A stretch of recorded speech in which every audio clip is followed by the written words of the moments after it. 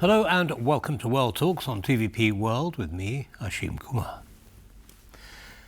Bulgaria has just received the green light from the European Commission and the European Central Bank to adopt the euro on January the 1st, 2026. However, not all Bulgarians are pleased. Demonstrations led by the nationalist Rebirth Party underscore deep public scepticism.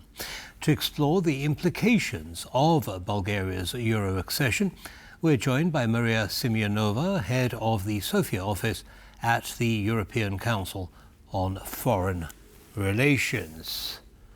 Maria, welcome to TVP World. Thanks for taking the time. Good to see you. Thank you for the invitation. It's good to be with you. It's a pleasure. Okay, so tell us about why Bulgaria wants to adopt the euro. Well, Bulgaria has wanted to adopt the euro since its accession, even years before the accession to the European Union in 2007. It's in the agreement that Bulgaria signed back then when it became full-fledged member of the European Union. And since then, the Bulgarian governments, no matter whether they were left or right, they've been keeping this high on the agenda. So the accession to the Schengen area, together to the accession of Bulgaria to the Eurozone, has been top priorities for many governments. And Bulgaria, as you know, and together with Romania, joined the Schengen area fully on 1st of January this year. The Eurozone was the only, thing that was on the agenda still not fulfilled. And basically, today, Bulgaria, as you said, received the green light. So it's positive news from here, and it's success, which shows political will of all the governments, but it also shows the institutional capacity to carry this process until the very end. But it also shows that among the Bulgarian society, despite what we've been seeing in the past days, there is a consensus, and the majority of Bulgarians support Bulgaria being a full-fledged member of the EU and the Eurozone. But what is Bulgaria expecting to get? What are the benefits that being a member of the Eurozone actually provides for Bulgaria?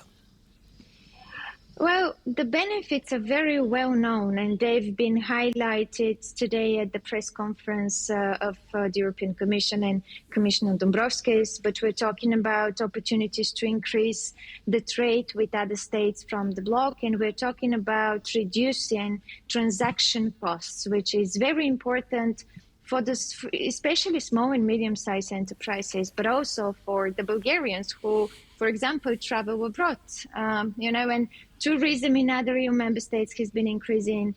More and more Bulgarians have been visiting other European countries. So the accession to the Eurozone, which is supposed to take place on the 1st of January 2026, is supposed to reduce the cost for transactions.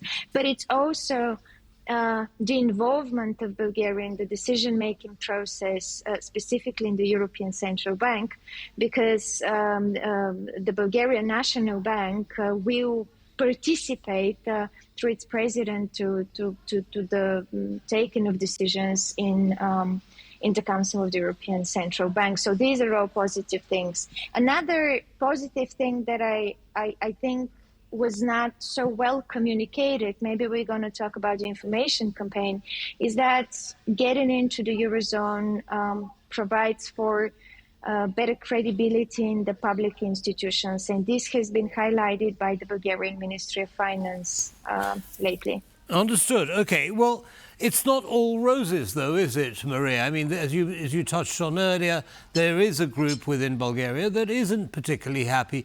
What's their main complaint? Exactly. You're fully right. And we've been seeing protests on the streets of Sofia, including today, as we were expecting the publication of the convergence report by the European Commission and European Central Bank. But not just that, there were protests in the end of May. And on the 9th of May, Europe's Day, the President of the Republic, Rumen Radev, gave a speech to the people asking for a referendum on the adoption of the euro. So if you look at the surveys, the sociological surveys that were done before the political parties started focusing on this issue, you will notice that Bulgarians, as other Europeans, are kind of supporting the adoption of the euro currency. But as the president, who traditionally enjoys high popularity among Bulgarian politicians, he kind of started talking about Bulgaria not being ready. He didn't say specifically that Bulgaria shouldn't join the Eurozone, but he was saying that maybe it needs to be postponed and that question should be decided on a referendum and the people should decide themselves. There's a decision of the Constitutional Court of Bulgaria that says that there's no opportunity to hold such referendum on this issue.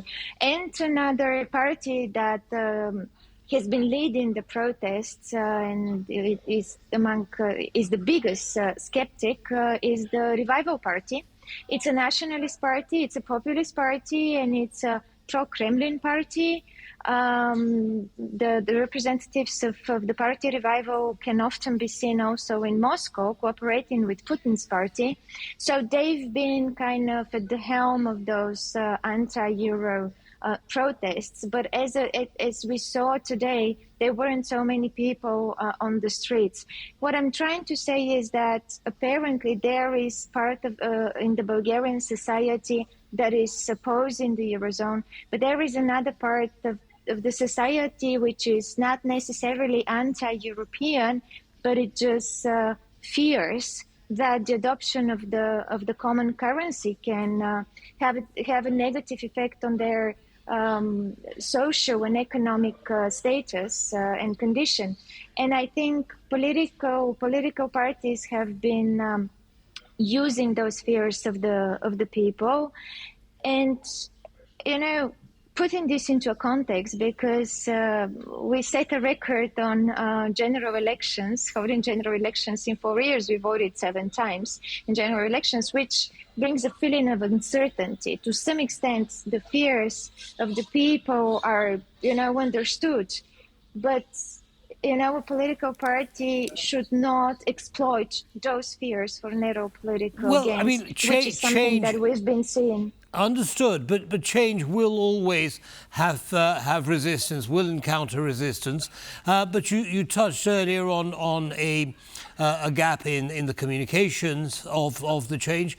But the other thing, of course, is the fear of a big price hike in the transitional period.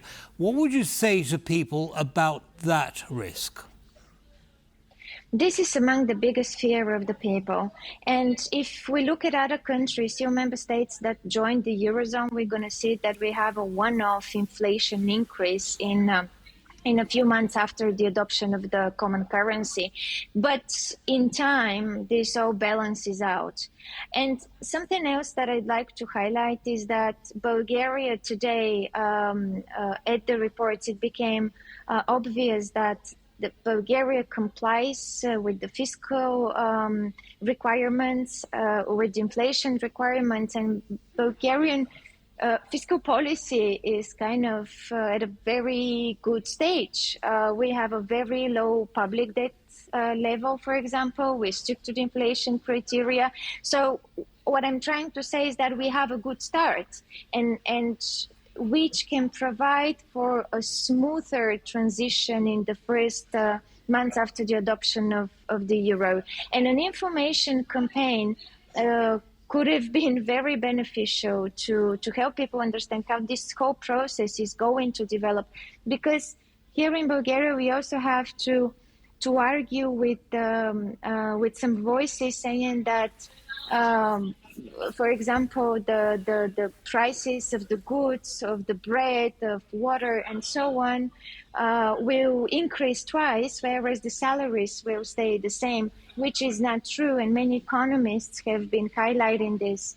And another important thing to say is that Though we have not been part of the Eurozone, the Bulgarian currency, the Bulgarian lev, has been pegged to the currency board since 1997. Back then, it was there was a fixed rate to the German mark, and as of the adoption of the euro in 1999, we have a fixed rate, and we've been having the same rate. So the Bulgarian currency hasn't been fluctuating. Right. So in a way, there's been stability there, at least. In the last few minutes that we have left, Maria, a couple of other things I want to touch on. You mentioned the Russian influence or the connection with the Kremlin. How deep does that go, and how much mischief can Putin cause in this process? Exactly. I think the more the Bulgarian integration into the EU and its initiatives and institutions deepens, the harder the propaganda and the disinformation will be from Russia.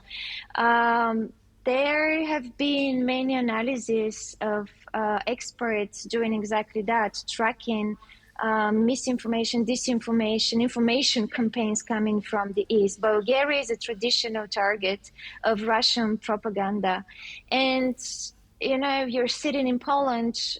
Poland is a much harder target for such propaganda, whereas in Bulgaria we have a different historical and cultural context, and it's much easier for the Russian propaganda to penetrate in our society, to develop links in our economy, and this is damaging in terms of the Bulgarian, of our integration in the EU initiatives, Right. exactly what I've been trying to say. So it's very difficult because it has been piling up for decades now, but we now have clear evidence of also Bulgarian journalists. There was a case that was revealed recently by the investigative journalist Christo Grozev, who revealed that a Bulgarian journalist was directly working with the Kremlin in order to disseminate disinformation among the Bulgarian society and among the Bulgarian media space. So yes, Bulgaria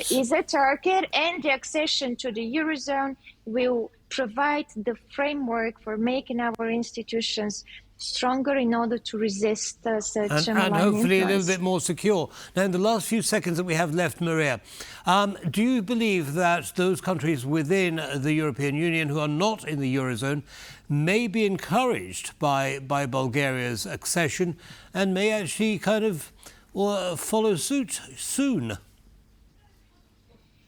Well, yeah, we are talking about Romania, Poland, Hungary, Sweden, Denmark. Denmark has an opt-out, so I don't think we can discuss it. Romania, Poland, the Czech Republic as well, Hungary. But, you know, those countries have to stick to the convergence criteria. And first, they have to become part of the exchange rate mechanism to ERM2, which Bulgaria did back in 2020. Because since the accession into ERM2 and today, there were a lot of reforms and legislation that was passed. Understood. So it's not just, you know, complying with fiscal rules. It's also about adopting the necessary legislation. So getting all the pieces in place. Maria Simeonova, thank you very much indeed for sharing your analysis with our audience. Have a good evening. Thank you for having me. Pleasure as always. Thank you for having me. Thank you. That's all from this episode of World Talks. Don't go away though. As always, lots more coming up. Goodbye.